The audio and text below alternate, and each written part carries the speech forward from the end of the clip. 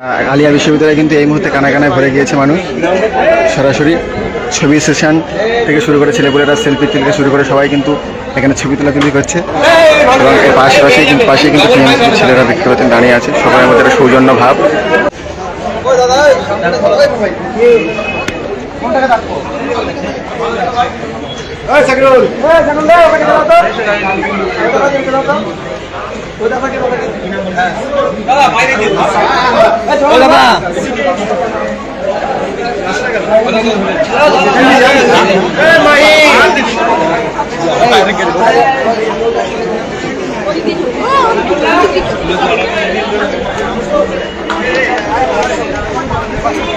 নওশাদ সিদ্দিকীকে দেখে কিন্তু আলিয়া এখন অনেক ভরে গিয়েছে, দেখতে পাচ্ছেন। নওশাদ সিদ্দিকী আলিয়ার একজন প্রাক্তনী ছাত্র, তো তিনি এসছেন।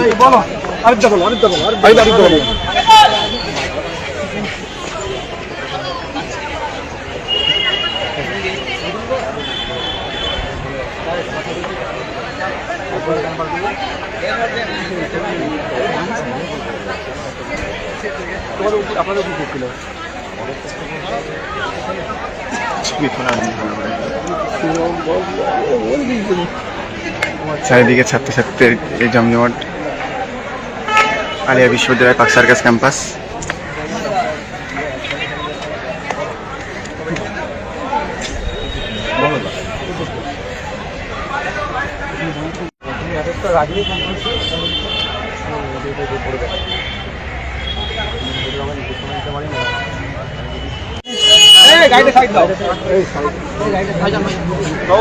চলো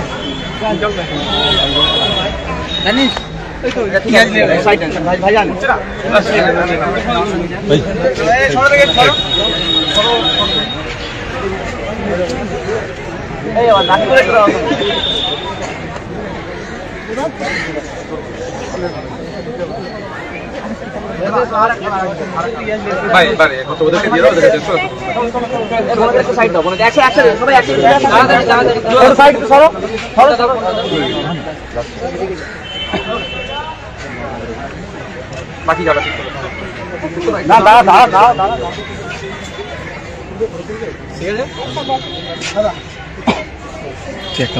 দাঁড়িয়ে আছে।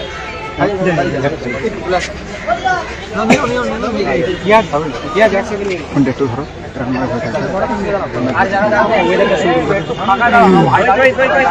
আজকে যখন আপনি বক্তৃতা রাখছিলেন সেই সময় মোহাম্মদ যখন অডিটোরিয়ামে আসেন বেরিয়ে যায় এবং পরবর্তীকালে তারা প্রতিবাদ জানান যে মোহাম্মদ সেলিম এখানে করতে এসেছে এবং ঘোলা জলে মাছ ধরতে এসেছে। এই বিষয়টাকে আপনি কিভাবে দেখছেন? এই বিষয়ে আমার জানকারি নাই, কারণ আমরা যারা প্রোগ্রাম অর্গানাইজ করেছেন স্টুডেন্ট তারা, আমি জিজ্ঞাসা করেছিলাম কারা কারা থাকবেন, তখন তো মোহাম্মদ সেলিম সাহেবের নাম ছিল এবং এখানে তৃণমূলের শাসক দলের এমপিদেরও নাম ছিল, রাজ্যসভার এমপি, বিধায়ক সাহেব, মুখ্যমন্ত্রীর মাইনরিটিদের যিনি চিফ অ্যাডভাইজারি আছেন সেখানে নাম ছিল। এগুলো বেশি কিছু আমি জানি না। আমি তারপরে যখন কিছু ছেলে 12 জন দেখেছি, কে বললো যে ওটা আলিয়া আপনার নিউটাউন ছাড়া সময় হয়ে যাবে, ছেড়ে দেবো। কিন্তু অনেকেই বলছেন যে ভোটের সময় একেবারে ঘোলা জলে মাছ ধরতে এসেছে মোহাম্মদ সেলিম। আর উন্নতভাবে বলছে সেই বিষয়তে জনগণের একটা এত সুন্দর একটা বার্তা গিয়েছে যে এই জায়গা থেকে দেখুন টিএমসি ছাত্র নেতা ছিল আজকে বক্তা হিসাবে, আমি ছিলাম থেকে সিভিল সোসাইটি থেকে অনেকে ছিল। এটা পজিটিভ বার্তা, আলিয়া একটা পজিটিভ বার্তা যখন যাচ্ছে সেটা থেকে ঘাটাঘাটি করা আমার মনে অনেক বার্তা।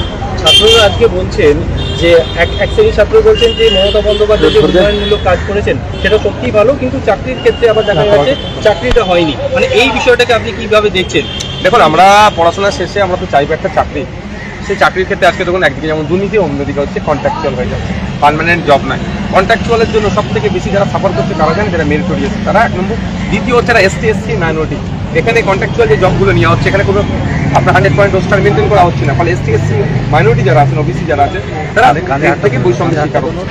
তো মমতা ব্যানার্জির উন্নয়নের বিতর্কে আমি আর না জড়িয়ে একটুকু শুধু কথা বলবো যে যদি সত্যিকার অর্থে উন্নয়ন হতো, তাহলে যদি সত্যিকার অর্থে আমরা ভালো থাকতাম, তাহলে আমাদেরকে 1000 টাকা করে যাতে ভাতা।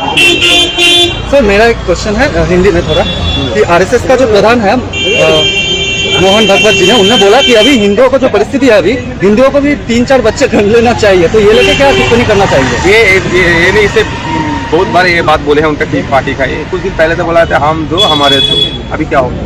बात इससे क्या होगा, जो हमारा समाज में जो लड़की को अपमान के जैसे बात कर रहे हैं, ये सिर्फ मतलब बादशाह देने का मशीन नहीं है, हमारा सोसाइटी के one of the most valuable बात है, ये सब नहीं बोलना चाहिए।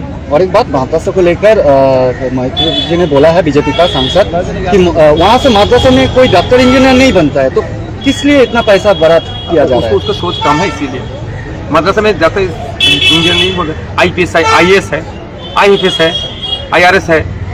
सबसे बड़ा बात है मद्रासा जो पहला देश का जो शिक्षा मंत्री हैं, जो इतना रिफॉर्म्स किए हैं एजुकेशन को, खास करके प्राइमरी एजुकेशन को, मौलाना अबुल कलाम आजाद साहब कहाँ का है? मद्रासा के। मतुआ समाज का जो सबसे बड़ा गुरु है, उन्होंने तो मद्रासा का बैकग्राउंड है, उससे बात नहीं है। एक टिप्पणी के कर रहे हैं, इसका कोई मुद्दा नहीं है, मद्रसा मुसलमान चाहे छोटी, इसका कोई मुद्दा नहीं है। लास्ट क्वेश्चन, हुमायूं कबीर के साथ तो कोई आप लोग का ऐसा अनुभव नहीं हो रहा है, तो बाबरी मस्जिद को लेकर आपका क्या अभी राय है? एक बात लिए कितना बार बोलेंगे, मंदिर बना कोई भी बनाएगा, लेकिन स्टेट सरकार नहीं बनाना चाहिए। আচ্ছা, সিপিআইএম এর প্রতিকুল রহমান শোনা যাচ্ছে আইএসএফ জয়েন করবে, কি বলবেন? না, এই ধরনের আমাদের সাথে কোনো আলোচনাই হয়নি। আর কংগ্রেস বলছে একলা চলবে, আইএসএফ কি সিপিএম এর সাথে যোগ করবে? অনেক আলোচনা এগিয়ে যাচ্ছে, তো সিপিএম না, লেফট ফ্রন্টের সাথে, তার সাথে অনেক যে পার্টিগুলো আছে তাদের প্রত্যেকের সাথে আলোচনা চলছে। আর একদিকে জেএমপির হুমায়ুন কবির বলছেন যে উনি কিং মেকার হিসেবে লড়বেন, উনি বিজেপিকে ব্যাকিং দেবেন, কি বলবেন? আমি বলতে পারবো না উনি কোন বিজেপিকে ব্যাকিং করবে, ওদের দ্বারা কোনো রেকর্ড পাওয়া গেছে? উনি বলেছেন এটা। বিজেপিকে ব্যাকিং দেন না বিজেপির বিরুদ্ধে লড়বে, কোনটা? বিজেপিকে ব্যাকিং দেবে, তৃণমূলকে সরাতে। না, আমি এগ্রি নয়। আমি আমার কথা পলিটিক্যালি বিজেপি তৃণমূলের বিরুদ্ধে আমি লড়াই করবো। বলছি আপনাদের সঙ্গে জোটের কথা প্রসঙ্গে বললেন যে সিপিএম আইএসএফ এত আসন এই ঘুমটা ধরে হাত ভারিয়ে গেছে। সম্ভব নয়। আমরা হুমায়ুন কবির সাহেবের কাছ থেকে একবারও আসন চাইনি, আমরা সিপিএমের সাথে আসন নিয়ে আলোচনা হচ্ছে, সুতরাং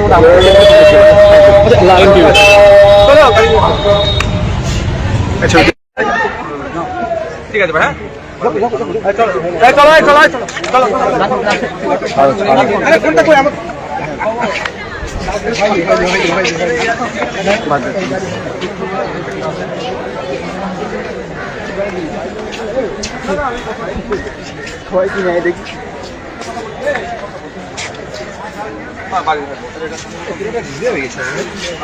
হ্যাঁ,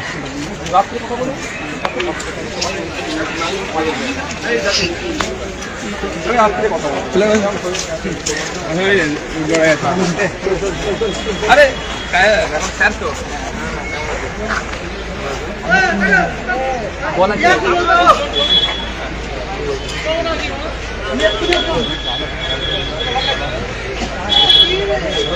স্যার থাকি কোথায়?